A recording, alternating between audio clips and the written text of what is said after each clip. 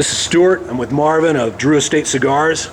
Marvin, why don't you tell me a little bit about the history of the company? Sure, Stu. Our company is Drew Estate Cigar Company. We began our adventure as a tiny little kiosk in the World Trade Center Mall. This was back in 1995. And from there, we created our own house blend just for our little cart. And it was the size of a hot dog cart right in the World Trade Center Mall. Right in the mall. Right inside the mall. And pretty soon, other stores in Lower Manhattan were asking for these cigars. They were called La Vieja Habana. And we were having them rolled in a tiny little place on 28th Street and 6th Avenue. It was called La Rosa Cigars. And pretty soon, other stores in Lower Manhattan, Brooklyn, Queens, Long Island, they started asking us, hey, where can we get these? So we started selling to them. We eventually were unable to meet the demand of the market, so we ended up having our cigars made at a factory in Esteli, Nicaragua, which is the heart of the Nicaraguan cigar industry. It's a small town about 2 hours north of Managua. Well, we kept on growing our company, but my parents are from, my parents are, my dad's a retired plumber, my mom was a homemaker. They came here to this country with nothing but the shirt on their backs. Weren't they originally from Poland and then Russia? Yes. Both my parents were born at the outset of World War II. Both their families thankfully fled the Nazis when they came in. My parents were both babies. My mom fled into Russia. My dad's family ended up fleeing. The Russian army picked them up, and my grandfather was sent to a forced labor camp in Siberia as a shoemaker. That's what he did for a living. So it was a very tough life, difficult life. They went through. So you came up from the streets and from some hard labor, some not me. I class. wasn't, but we were, growing up. My dad was a ditch digger when I was a baby, and then he taught himself to become a plumber. You had no pampered lifestyle as well. Oh no, yeah. no. Okay. We didn't own a car until I was, I'd say about 12 years old. Was our first automobile, and I was sent to work when I was 14 years old. I was playing 13 years old. I was playing stickball in the streets. My dad saw that I was hanging out with a couple of kids that he didn't trust too much. So he one day came to the schoolyard. I'm at bat at the stickball court. He goes, "Come with me." And I was like, "Dad, give me a minute. I'm at the plate." He runs over to me, grabs me by the ear, takes me to the cigar shop. It was a smoke shop across the street from the school, and he dumps me over there. Looks at the two guys who own the store, and he goes, "This is Bob and Reuven. This is Marvin. What do you want him to do?" And I started sweeping the floors, and eventually I ran the lotto machine and the cigar humidor right in front. So your history with cigars go back to I wouldn't early say, teenage years. Sure, but I would say that the real fundamental start of my cigar career began right after college. My fraternity brother and I, Jonathan Drew and I, we started spending our summers in the Hamptons. We ran a share house, basically, and we would hang out during the summers and grill hot dogs, hang out at the deck of our pool, and watch the girls in their bikinis while smoking cigars all summer, And we just became fanatics about tobacco and cigars. And we were no different than you guys out there. Just loved to smoke cigars, loved trying new blends, and became infatuated with the fact that these cigars are made completely by hand, and they take years to cure, ferment, and the fact that it takes so long and there's so much care put into them, it shows and shines through in the final product. Like a good wine. No different.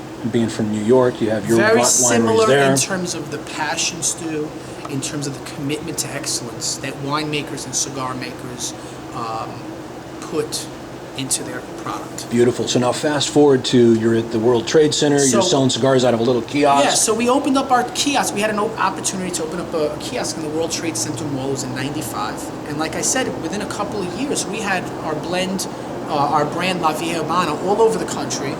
They're now being produced in Nicaragua. And we were traveling now. My business partner Jonathan was traveling back and forth to Nicaragua, and the problem is that, you know, like I said, we're not wealthy guys. Jonathan's parents were antique dealers. My parents, like I said, were, you know, poor people, and we didn't have the money to grow our business. So we were always struggling and always behind the eight ball. And you know, our parents saw this, and you know, my dad had just paid off his mortgage on his house a few months before we were together one day, and he's hanging out with Jonathan and I, and he sees we're just depressed as hell. And he looked at us, he goes, "What do you need, boys?" He goes, we were like, "We need money from somewhere." And I didn't even think my dad was even thinking in the same wavelength. You were just sharing business questions and just sharing what's going on. With my dad. Yeah. And he basically said, all right, he went to the bank, he took out a mortgage, maxed out on his equity of his house, handed to us, and said, all right, go follow your dream. So we went to the 1998 trade show, knocked it out of the park, placed our orders, and then about a month later, Hurricane Mitch came through Nicaragua. And most of the Caribbean. Correct. Yeah.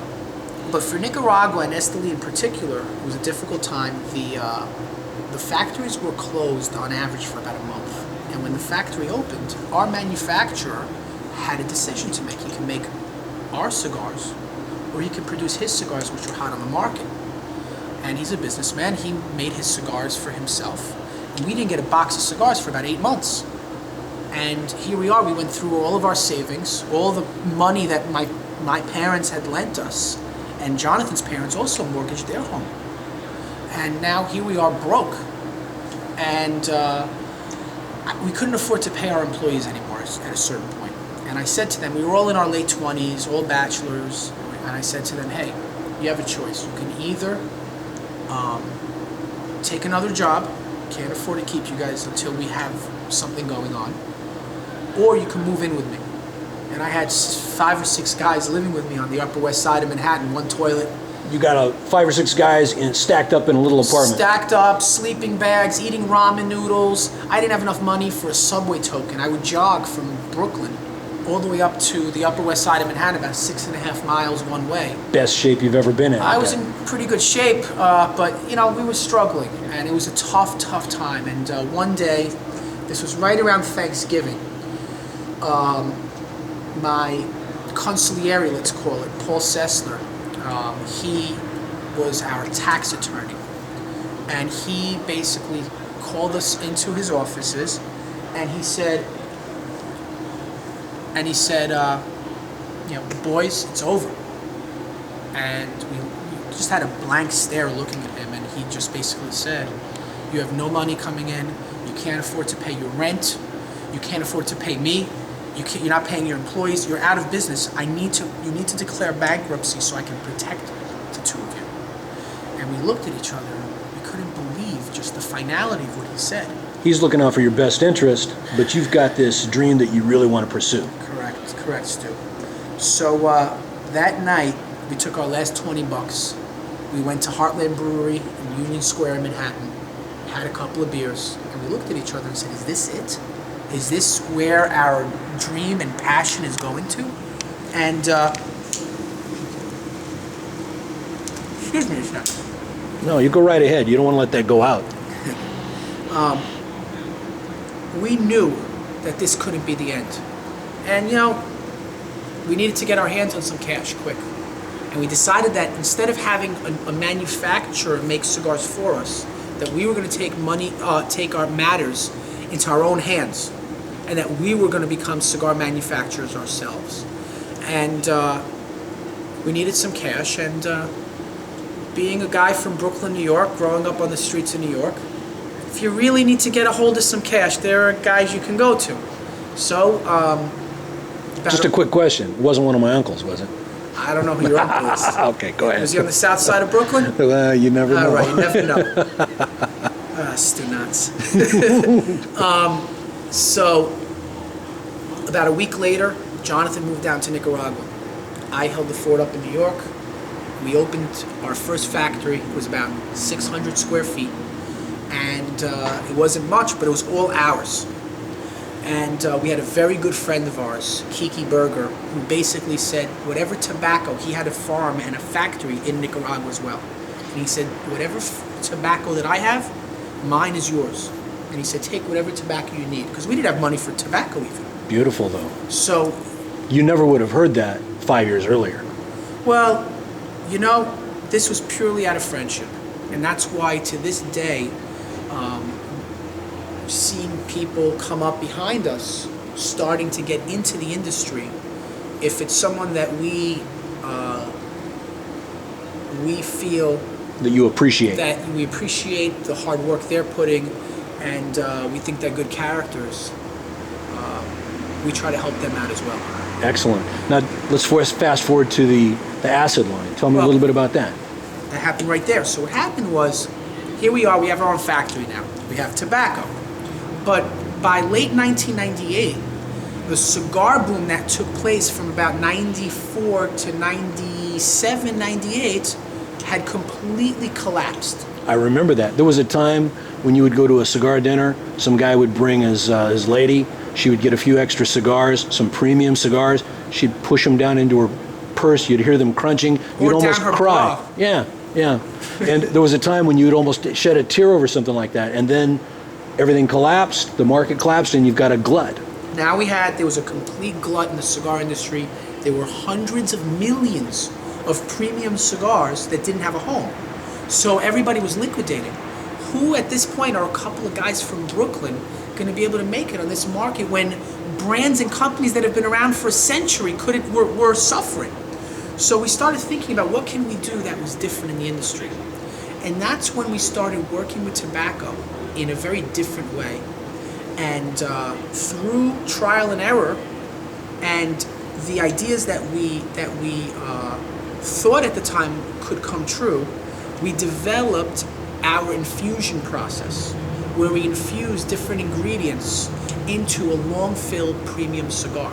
Now, a lot of guys have the mistaken impression that your infusion is like a dipped cigar or something like No, that. not You at guys all. don't do anything like that. Well, you know, if it's hard. People ask me what is infusion, and it's very difficult to explain in a simple answer.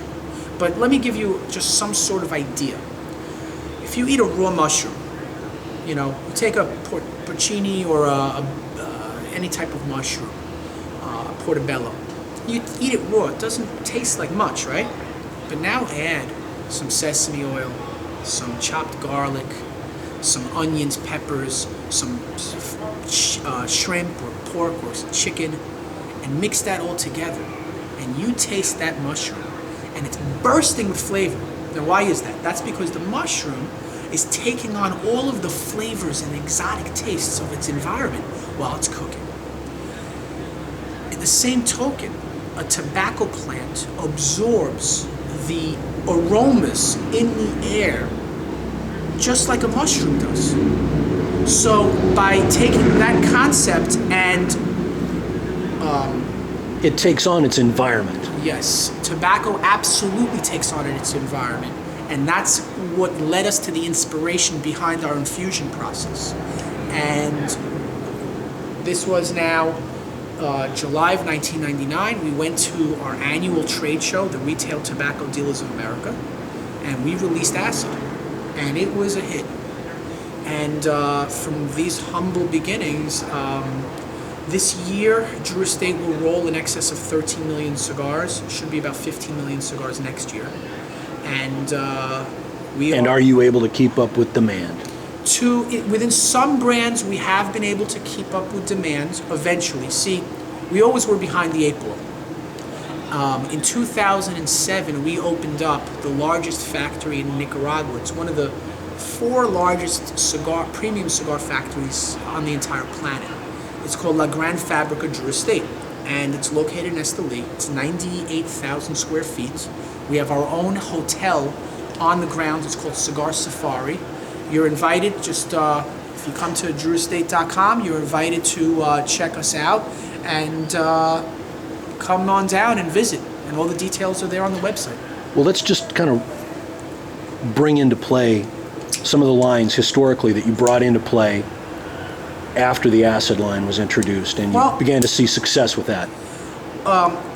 shortly after introducing acid, we had a number of different brands that also took on the concept of working with tobacco in unique ways. For instance, our natural line uses I remember exotic that. Beautiful. After that, we entered into a licensing agreement with the makers of Kahlua cigars. We had a Kahlua infused cigar. That lasted for 5 years until the license agreement ended. After that, we developed Tobacco Especial, which is our own coffee-infused cigar. We also have a coffee-infused line for Rocky Patel. It's called Java. It's a joint venture with Rocky Patel and Drew Estate. But you know what, Stu? About, what are we in now? 2010. Sometime around 2004, Jonathan and I realized that we really had a strong desire to get back into traditional cigars. In about 2005, late 2005, we came across wrapper leaf that we fell in love with instantly, and it's Connecticut broadleaf. And Connecticut broadleaf is very difficult to cure, to ferment. It takes almost 2 years until that cigar, from the time it's planted in the ground until you can roll the cigar, is approximately 2 years. And then we age the cigar for another year. And that was after a year and a half of development and trying various different blends. We created League of Privada No. 9, which is used from, like I said, genuine Connecticut broadleaf tobacco that we ship from Connecticut into our factory in Nicaragua. We fermented ourselves, we cured ourselves, we treated ourselves. It's all natural, no machinery in our factory. Which, in this particular case, is this particular cigar here that I'm enjoying. Oh, that's interesting. You know, this was also by accident. Hey, let me hold that cigar for you, Stu. This cigar right here is drop that, there you go. That's the League of Privada T52. Now, how did this cigar come to be is kind of an interesting tale. About 4 or 5 years ago, while in the Connecticut Valley looking after our broadleaf crop, the president of my company, Steve Saka, and our head of tobacco procurement and quality control, his name is Nicholas Melillo, they were in Connecticut in the tobacco curing barns. And what they saw blew them away. Most of the barn was dedicated to our crop of Connecticut broadleaf. Now, Connecticut broadleaf, what happens is the stalks grow, and then after they reach maturity, you begin to prime the tobacco leaf. So the bottom leaf, we call the seco leaf, you cut the bottom leaf off. You wait about a couple weeks, 10, 12 days, then you go to your second priming, the second leaf from the bottom, and you keep on going up and up and up till you hit the ligero leaf, which is about 8 or 9 primings later. Now, is this the harvest process, or is this This pre-harvest? is your harvesting. This is how you harvest your tobacco. And that is how 99.99% of all premium tobacco leaves are harvested. But what we saw in the what they saw in the tobacco curing barns was very different. Hanging in the barns were entire stalks of tobacco, and With all the leaves on it. with all the leaves on it. So what was this? Our farmer, he had a child late in life, and he was trying to teach his kid, who's in his early 20s, the long-lost art of stalk cutting.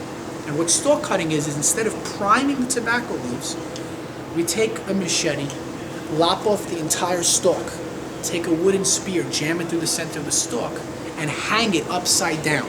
In the warehouse. In the warehouse.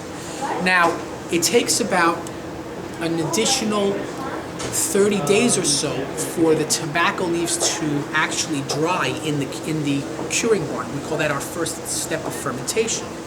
Why is that? The tobacco leaves are now sucking all of the nutrients, the vitamins, nutrients, oils, trying to survive in the barn. And what's left is an extremely, if you take a look at this wrapper leaf, look at the oils that are on this. It's just incredible. All these oils are trapped and they are sucked from the stalk directly onto the leaf. Now, why isn't all tobacco done this way? Cost. it costs us we lose about 50% yield by doing that. Now, yes, it's more expensive, Stu, but I think, the taste, though, is just absolutely incredible. Well, I can attest to that right now. This is an absolutely phenomenal cigar. Thanks, Stu. Appreciate that, man. Appreciate that. And basically, just so people know, for you geeks out there, League of Privada T52, the T52 stands for the Connecticut State Tobacco Growers Association's designation of that Habano seed wrapper. The seed is from Habano, from Havana, but it's from Cuba, but it's grown in the Connecticut Valley. So Now, do they import the seed, or is this seed stock that was brought in many years ago before pre-embargo? Yes. Yeah, very good. Now, does that pretty much wrap up the lineup that you have to date? Well, we have a new, very limited, let's call it, sideline to the League of Privada line. The first one was called the Dirty Rat. And the Dirty Rat is a 5x42 ring gauge, very thin cigar. It's a Corona-sized cigar. What makes that cigar different is, see, when you're smoking a full... Let me interrupt you there for just a moment. I got a couple of boxes of those today, Yeah, so cool. we're going to be talking about those a little bit later. Nice, but go nice. ahead with the description. Here's the thing. What makes that cigar so special? Well, it's a Corona cigar, right? Well, most Corona-sized cigars have about 2, maybe 3 filler leaves in the blend. When you go to 50, 52 ring gauge or more, you'll have 5 leaves in the blend, filler leaves, for a total of 7 leaves in a full ring gauge cigar, such as this Tobacco Especial that I'm smoking right now. What we do with that cigar is we take scissors and we cut the leaves in thin strips. And we take those thin strips of long filler leaf tobacco and we roll the bunch, all 5 leaves of the League of Privada blend. We use the same T52 wrapper as on the League of Privada T52. And there you go, there's the Dirty Rat. And by the way, Dirty Rat is just about sold out nationwide. Well, we only have 2 bunchers, who have been able to do this successfully. It's very difficult. And these are the guys that you told me about with the little hands. Yeah, they got little hands. Yeah, that's a good thing. Yeah. So there's the total allotment is basically 350 cigars a day that comes out of my factory nationwide. That's all that we have for the total Dirty Rat production. Our second special cigar that we have that's part of the League of Privada line is called the Flying Pig. Now, the Flying Pig, which I obtained a couple of boxes today as well. yes, and you're lucky